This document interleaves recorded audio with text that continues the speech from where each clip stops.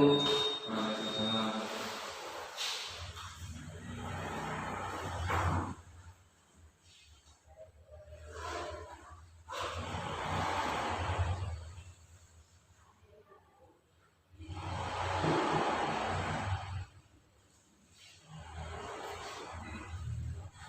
Selamat pagi anak-anak. Selamat pagi. Bagaimana kabarnya hari ini? Alhamdulillah baik Pak. Oke, sebelum kita memulai pelajaran, marilah kita membaca doa menurut agama dan keyakinan kita masing-masing. Berdoa dimulai.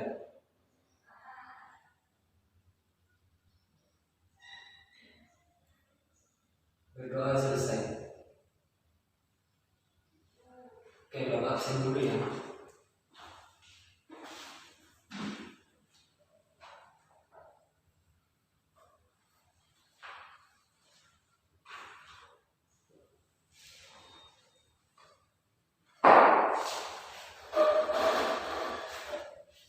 Adik, Rizky, Bambang, Wahyu, Daniel, Hadir. Ayu, Dedi, Hadir. Abdi. Hadir.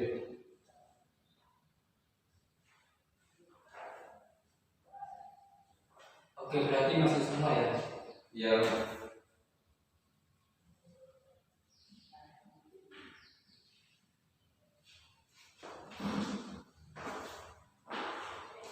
Oke, apakah kalian sudah siap untuk belajar sejarah? Siap Pak. Oke, tentunya harus selalu siap dan selalu semangat untuk belajar ya. Karena sekarang juga musimnya banyak orang sakit, jadi kalian juga harus selalu menjaga kesehatan. Oke, mungkin ada yang masih ingat minggu kemarin kita sudah belajar apa? Minggu kemarin belajar tentang perkembangan ilmu teknologi Pak. Ya, betul sekali. Jadi minggu kemarin kita sudah membahas atau belajar mengenai ilmu pengetahuan dan juga teknologi. Nah, apakah kalian masih ingat kemarin Bapak juga menjelaskan penemuan-penemuan yang ada di bidang informasi? Ada yang masih ingat? Saya ingat Pak. Ya, silakan Dani.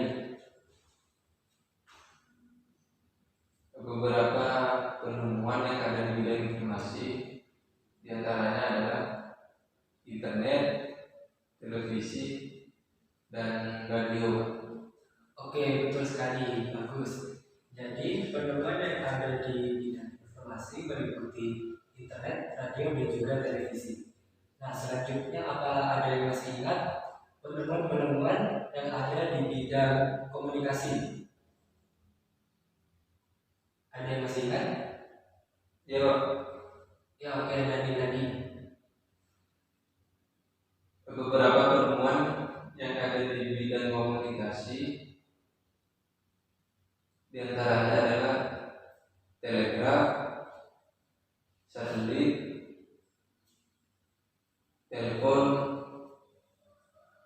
email, dan beberapa media sosial Pak.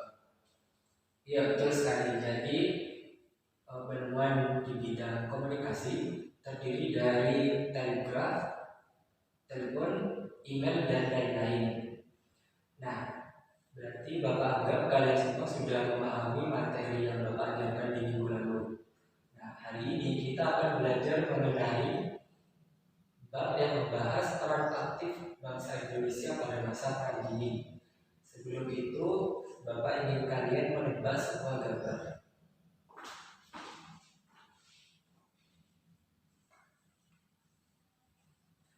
Nah, ada yang tahu gambar apakah ini? Gambar bendera Amerika Serikat dan bendera Uni Soviet. Oke, betul sekali. Jadi ini merupakan gambar dari bendera Amerika Serikat dan juga Uni Soviet. Nah, pembahasan kita hari ini akan berkaitan dengan dua negara tersebut. Nah, yang pertama kita akan membahas mengenai Perang Dingin yang diawali mulai dari Perang Dunia Kedua. Jadi, Perang Dunia Kedua ini merupakan awal mula atau yang memiliki pengaruh besar terhadap masyarakat yang ada di dunia. Salah satunya yaitu munculnya negara Amerika Serikat dan Uni Soviet sebagai negara superpower. Nah, selanjutnya kedua negara ini memperebutkan hegemoni politik, di mana hegemoni politik ini merupakan pemicu terjadinya Perang Dingin pada abad sekitar abad ke-20. Nah, selanjutnya kita akan membahas latar belakang dari terjadinya Perang Dingin. Silakan dibuka bukunya halaman 79.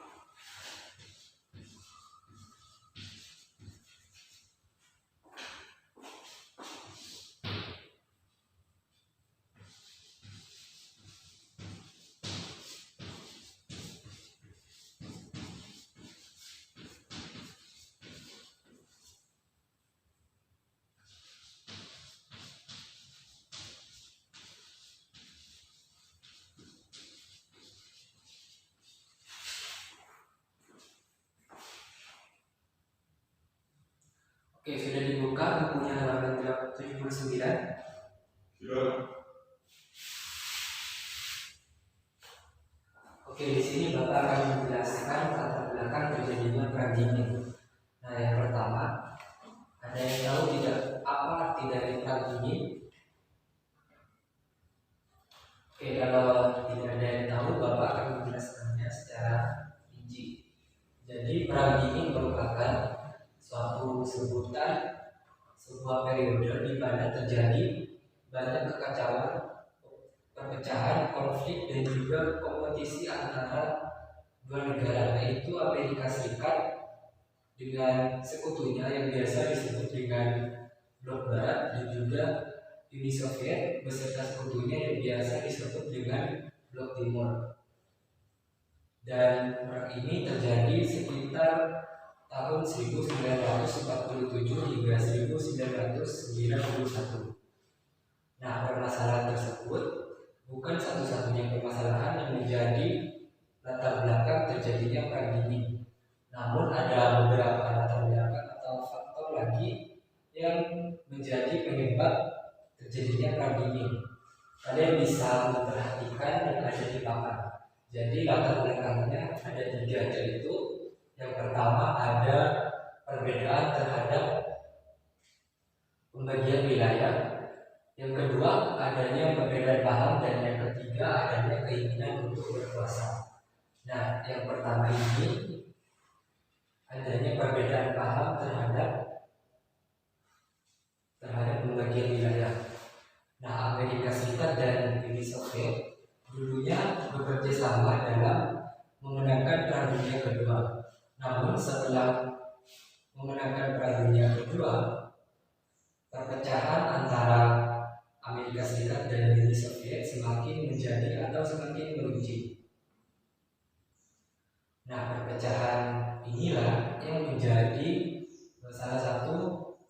penyebab terjadinya perang dingin.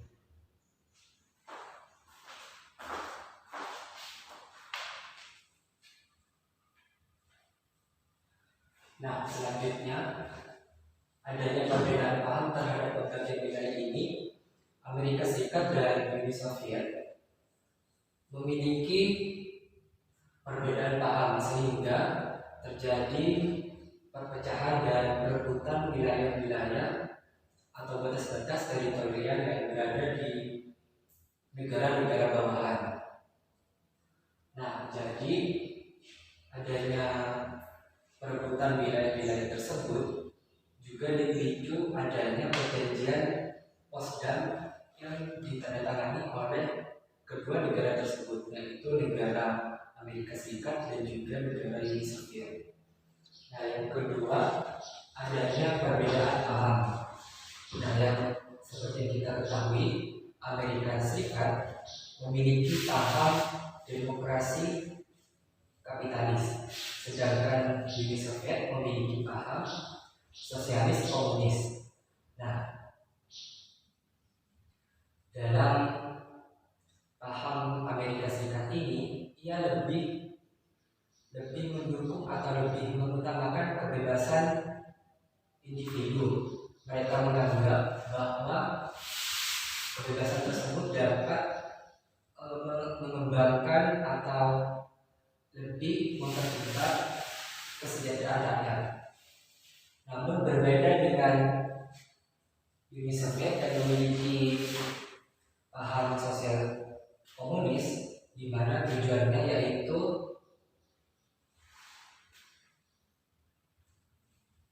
ia lebih mengarah terhadap negara-negara yang memiliki atau memiliki pekerjaan atau industri yang nantinya keuntungannya akan dimanfaatkan untuk rakyat. Nah, yang selanjutnya adanya keinginan untuk berkuasa.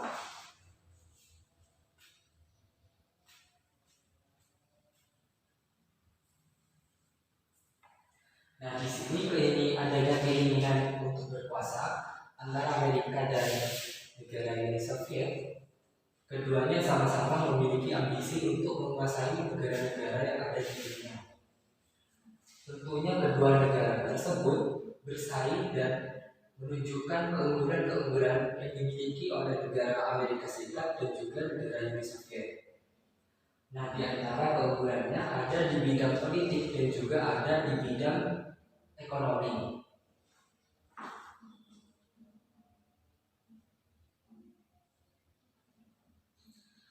Nah, di bidang politik ini Amerika Serikat ia lebih mengutamakan hak-hak asasi manusia di negara-negara yang baru merdeka atau negara berkembang. Berbeda dengan negara Uni Soviet, ia menerapkan kebijakan yang bermodel terpimpin. Artinya setiap orang yang melanggar kebijakan tersebut, ia akan mendapatkan sanksi yang tegas dari negara Uni Soviet. Nah, sampai di sini apa ada yang mau ditanyakan atau sudah mengerti?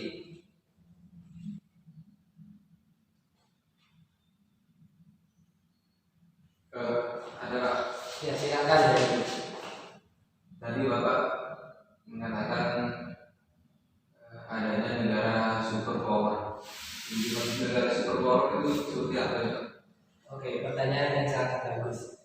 Jadi negara superpower tersebut juga biasa disebut dengan negara adidaya, di mana negara tersebut merupakan negara yang memiliki kekuasaan yang besar atau memiliki pengaruh yang besar di dunia. Jadi negara Amerika Serikat dan Uni Soviet merupakan dua negara yang memiliki pengaruh yang besar terhadap dunia. Dapat dimengerti? Ya. Oke, apa ada yang mau ditanyakan lagi? Tidak ada. Oke, kalau tidak ada, Bapak akan melanjutkan ke materi berikutnya, yaitu perkembangan perang dingin.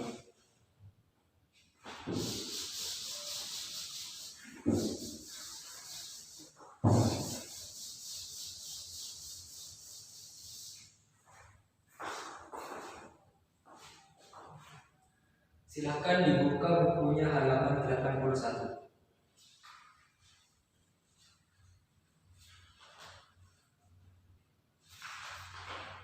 Oke, materi selanjutnya Bapak akan menjelaskan perkembangan Perang Dingin.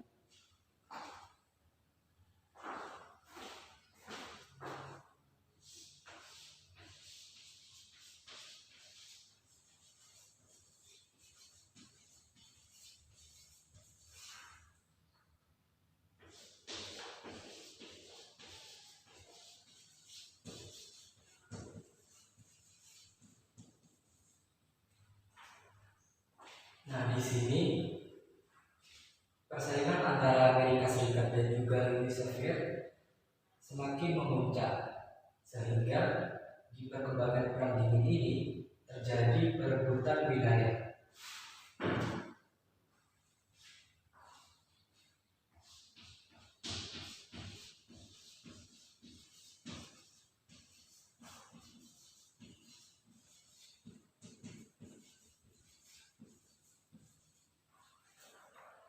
Nah, perebutan wilayah di sini merupakan ajang perebutan yang dilakukan oleh Amerika Serikat dan juga Uni Soviet, di mana Amerika Serikat dan Uni Soviet ini ingin memperluas pengaruhnya di kawasan Eropa dan juga di luar Eropa, yaitu kawasan Asia. Seperti yang kita ketahui, kawasan Asia merupakan kawasan yang padat penduduk, juga merupakan kawasan yang memiliki kekayaan alam yang berlimpah.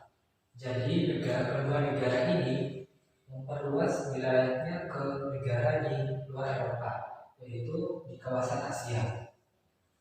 Nah, negara apa saja yang menjadi incaran kedua negara ini di kawasan Asia? Nah, yang pertama ada negara Tiongkok.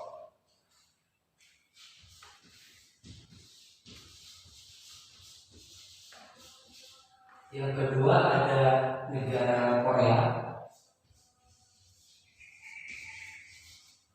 Yang ketiga ada negara Vietnam. Yang keempat ada negara Kuba.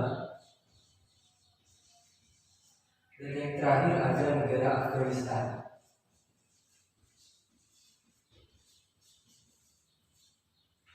Nah, 5 negara tersebut merupakan negara yang diperebutkan oleh Amerika Serikat dan juga Uni Soviet. Nah, negara pertama ada negara Tiongkok.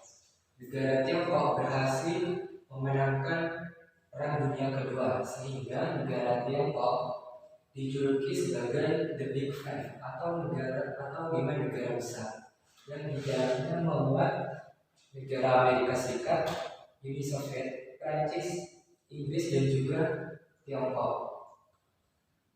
Namun selanjutnya negara Tiongkok ini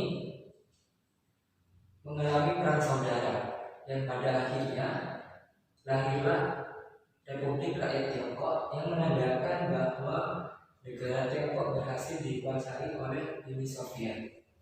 Nah, selanjutnya ada negara Korea. Amerika Serikat dan juga Uni Soviet ke Korea untuk memperluas wilayahnya di semenanjung Korea. Jadi Amerika Serikat membentuk negara atau membagi negara Korea ini menjadi 2 bagian, yaitu Korea Selatan yang dipimpin oleh Amerika Serikat dan Korea Utara yang dipimpin oleh Uni Soviet. Dan pada akhirnya terjadilah Perang Korea yang mengakibatkan keduanya ini sama-sama bertempur di Korea untuk menentukan siapa yang berhak untuk negara Korea ini. Nah, selanjutnya ada negara Vietnam. Vietnam menjadi salah satu wilayah ajang perebutan dari Amerika Serikat dan juga Uni Soviet. Nah, Vietnam ini merupakan suatu wilayah besar yang pada akhirnya dipecah menjadi 2 bagian, yaitu Vietnam Utara dan juga Selatan. Nah, selanjutnya ada negara Kuba. Pada negara Kuba ini dipimpin oleh seorang pemimpin yang bernama Fidel Castro. Namun Fidel Castro ini berusaha dijatuhkan oleh Amerika Serikat, dan pada akhirnya Amerika Serikat pun dipukul mundur oleh pasukan dari Fidel Castro ini. Nah, yang selanjutnya ada Afghanistan. Negara ini merupakan negara yang menjadi tujuan utama invasi militer dari Uni Soviet. Namun, invasi militer ini berhasil dipukul mundur oleh kelompok mujahidin, dan pada akhirnya Uni Soviet tidak bisa menguasai Afghanistan ini. Nah, selanjutnya ada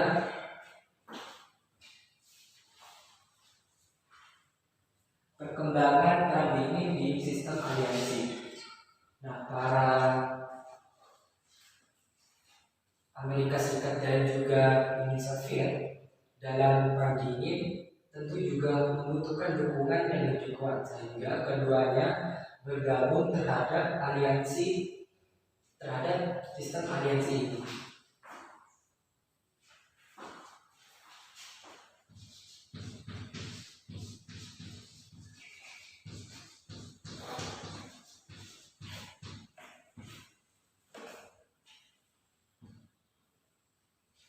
Nah, selanjutnya ada perkembangan perang dingin di persaingan persenjataan. Nah, di persaingan persenjataan ini tentunya kedua negara yaitu Amerika Serikat dan Uni Soviet berlomba-lomba untuk menciptakan senjata yang canggih untuk dipergunakan ketika bertempur.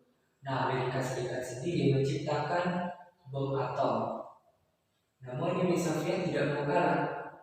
Ia juga mencoba untuk meledakkan bom, sehingga usaha ini membuat Amerika Serikat menjadi kesal, dan Amerika Serikat pun mengembangkan sistem persenjataannya menjadi bom hidrogen. Namun Uni Soviet juga tidak mau kalah, dan ia juga mengimbanginya. Nah, selanjutnya ada perkembangan perang dingin yaitu di spionase.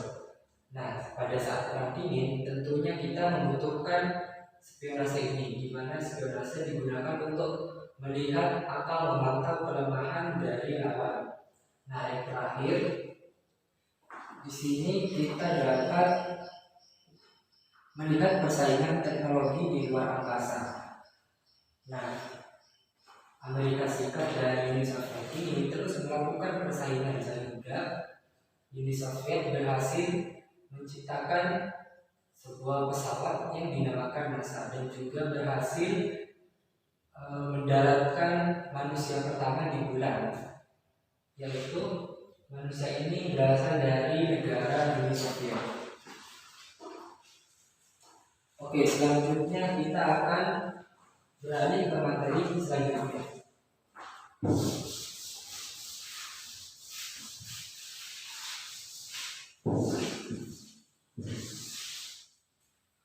Oke, sebelum beralih ke materi selanjutnya, apa ada yang mau ditanyakan? Tidak ada.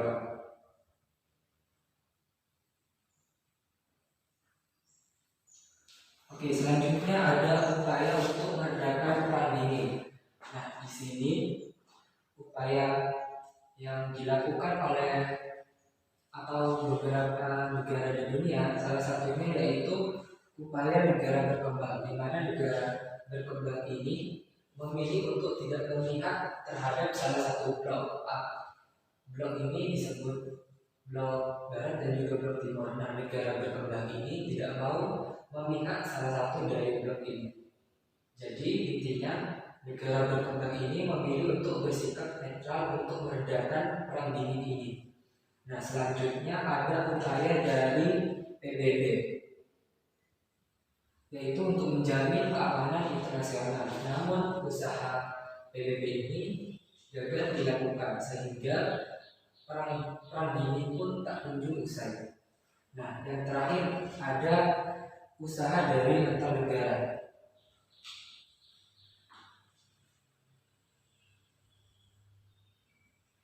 Nah, di sini untuk mengurangi perang dingin ini, usaha antar negara yaitu untuk mengurangi ketegangan dilakukan hubungan bilateral. Nah, dan pada akhirnya akhir dari perang dingin ini yaitu runtuhnya Uni Soviet karena banyaknya korupsi yang dilakukan Uni Soviet. Nah, di sini keruntuhan Uni Soviet dipicu oleh permasalahan ekonomi yang melanda Uni Soviet sejak tahun 1970-an. Jadi akhir dari perang dingin ini ditandai dengan runtuhnya Uni Soviet. Nah, sampai di sini materi kita hari ini. Apakah ada yang tidak mengerti atau ada yang mau ditanyakan? Bapak persilahkan. Tidak ada Pak, sudah mengerti. Oke, kalau tidak ada, Bapak akan mengadakan kuis untuk menilai seberapa paham kalian terhadap materi yang Bapak ajarkan barusan. Jadi kuisnya ini dengan siapa yang bisa menjawabnya, dia akan mendapatkan nilai plus. Apakah sudah siap? Siap Pak. Oke, yang pertama, apa yang dimaksud dengan perjanjian Potsdam? Tadi Bapak sudah menjelaskan. Kalian apakah sudah paham atau tidak? Silakan menjawab pertanyaan dari Bapak. Apa yang dimaksud dengan perjanjian Potsdam?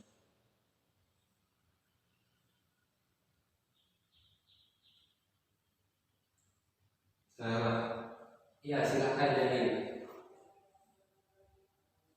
yang dimaksud perjanjian Potsdam adalah perjanjian antara sekutu perang dunia kedua untuk pendudukan militer dan pembangunan kembali Jerman pada masa kedudukan sekutu.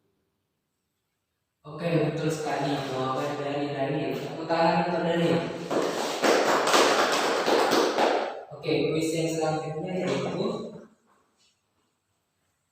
apa dampak dari perjanjian Potsdam ini? Ada yang bisa menjawab? Saya Oke, Daniel lagi silakan. salah satu dampak dari perjanjian Potsdam yang saya ketahui adalah dibangunnya tembok Berlin untuk memisahkan Jerman Barat dengan Jerman Timur. Terdapat dua sistem pemerintahan, yaitu sistem pemerintahan kapitalis di Jerman Barat dan sistem pemerintahan komunis di Jerman Timur. Itu mungkin yang dapat saya jawab. Oke, benar sekali. Jawaban yang bagus untuk Daniel. Silakan untuk Daniel. Oke, Daniel tadi vaksin berapa? Sendika. Jadi Daniel mendapat 2 nilai plus tambahan.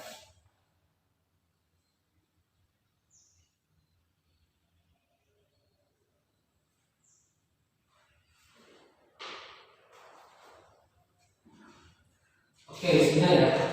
Selanjutnya Bapak akan mengasih tugas untuk kalian. Nah, kemarin Bapak sudah men-share atau membagikan video tentang kronologi terjadinya Perang Dunia Kedua ke ketua kelas. Apakah sudah dibagikan? Sudah.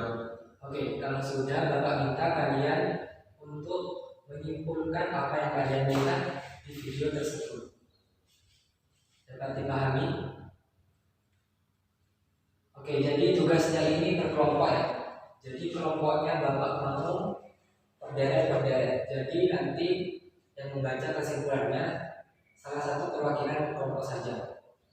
Oke, dan ini ada tugas tambahan. Di sini ada peta pikiran yang kalian harus lengkapi bagian-bagian yang kosong. Ini juga dikerjakan bersama kelompok kalian.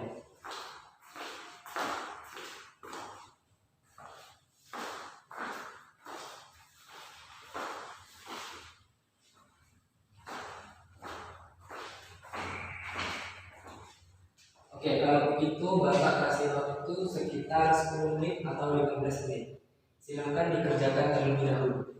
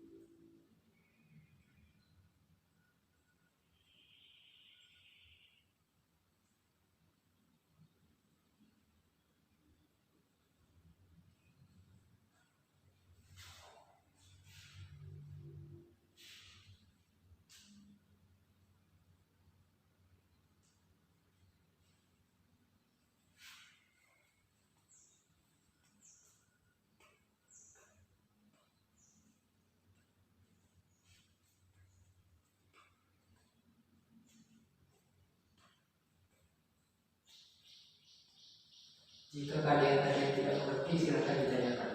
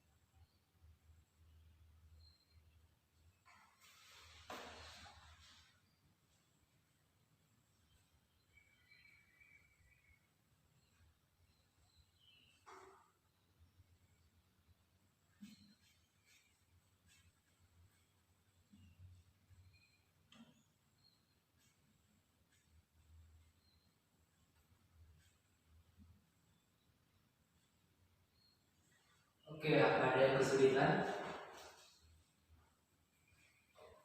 Ada. Oke, kalau begitu dilanjut.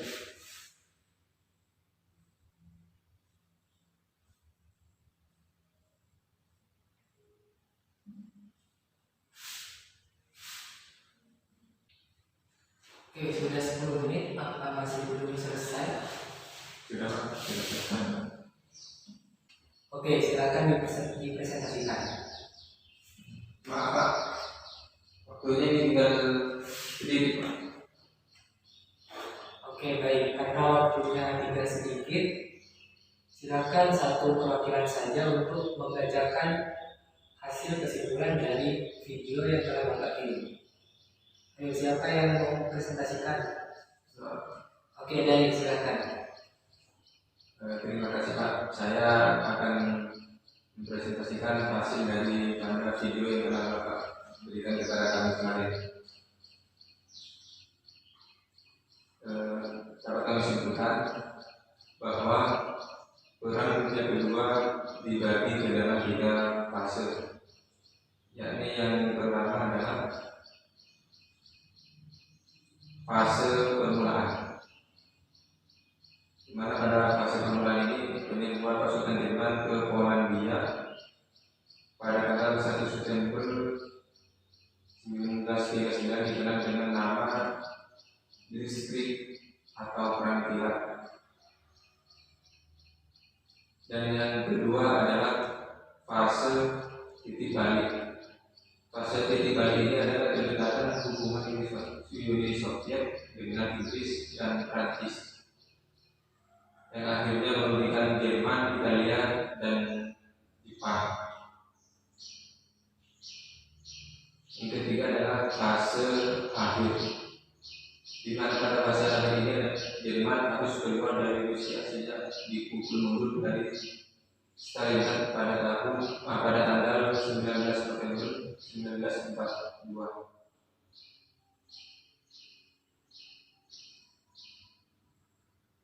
Oke, sudah. Dan berakhirnya Perang Dunia ini, akhir dari Perang Dunia II ditandai dengan menyerahnya Italia, Jerman, dan Jepang kepada Sekutu.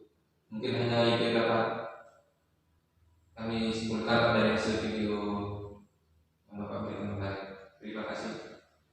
Oke, tepuk tangan kita Daniel. Oke, Bapak kira itu saja ya perwakilan dari kelompok 2. Nah, untuk selanjutnya, untuk yang tugas meta pikiran bisa kalian lanjutkan di minggu depan.